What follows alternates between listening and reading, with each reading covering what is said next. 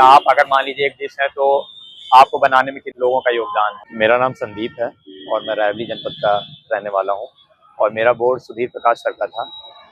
और जैसे ही मैंने एंटर किया तो मुझसे उन्होंने मेरी एजुकेशनल बैकग्राउंड के बारे में पूछा। जब मैंने मैथ और मैंने एमएससी कर रखा है मैथ से, तो और उसके बाद मैंने अपनी हॉबी उन्हें बताई कुकिंग, तो उन्होंने कुकिंग से ही सवाल करने शुरू कर दिया कि आप अगर मान लीजिए एक डिश है तो आपको बनाने में किन किन लोगों का योगदान है।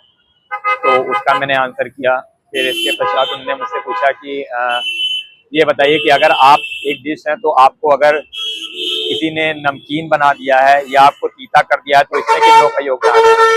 इस टाइप के कुछ क्वेश्चन थे। तो इसके बाद अगले बोर्ड मेंबर जो थे वो उन्होंने मुझसे पूछा कि कैसे आप मैथ और स्टैट्स को एडमिनिस्ट्रेशन में यूज़ करेंगे। तो मैंने उसका जवाब दिया और उन्होंने स्पेसिफिकली मुझसे पूछा था कि कृषि क्षेत्र में कैसे आप इसको लागू करेंगे। तो मैंने उसको जैविक कृषि और जीरो बजट नेचुरल फार्मिंग से जोड़ा कि कैसे हम मैथमेटिक्स और स्टैट्स का यूज़ कर सकते हैं, उसका लीनियर प्रोग्रामिंग का यूज़ कर सकते हैं उसमें।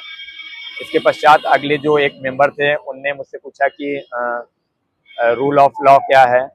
तो इस बारे में मैंने उन्हें आंसर किया। तो उन्होंने मुझे बताया कि पुलिस के बारे में वो चले गए कि क्या क्या कौन से ऑपरेशन पुलिस चला रही है यहाँ पे। तो मैंने ऑपरेशन लंगड़ा और ऑपरेशन खल्लास के बारे में बताया, तो उससे कुछ क्रॉस क्वेश्चन उन्होंने किए मुझसे। फिर इसके बाद एक मेंबर थे,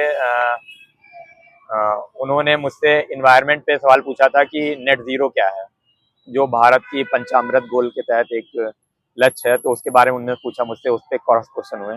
तो अभी तो मैं यही याद कर पा रहा हूँ। आपने जो हॉबी बताया था आपने आप से बता दिया था या उन्होंने पूछा? हाँ, उनने मुझसे पूछा था कि आप अपने बारे में ऐसा कुछ बताइए जिससे हम आपसे बातचीत शुरू कर सकें। हॉबी उसी में इंक्लूड हाँ, कर तो दिया। मैंने उसमें इंक्लूड कर दिया।